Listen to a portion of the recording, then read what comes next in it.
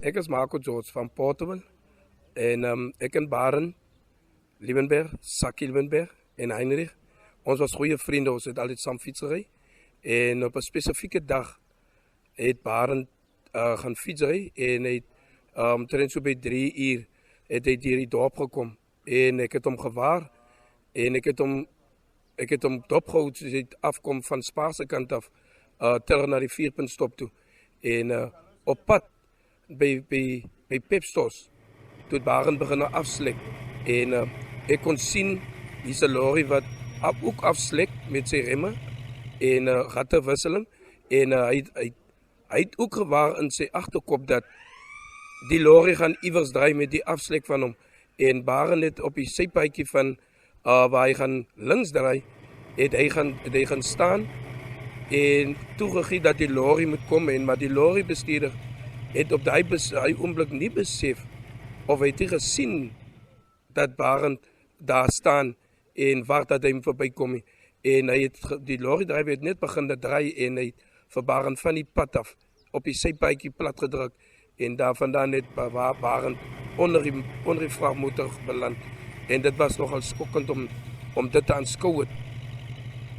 Was ek leweloos of het ek nog beweeg aan my liggaam 'n bietjie? Wat kan jy nog iets onthou? Want Baren dit was te skokkend. Ek kon dit nie aanskou want toe jy lê toe sien ek dit lyk my die man is die lorry het hom doodgetrap. Dis nou na 31 jaar wat die ongeluk gebeur het. So jy sien my na 31 jaar. Hoe jy seker geweet ek kom skool toe vanoggend, nê? Nee? Ja, ek het altyd gewonder waar is Baren Liebenberg in die wêreld? Wat maak hy en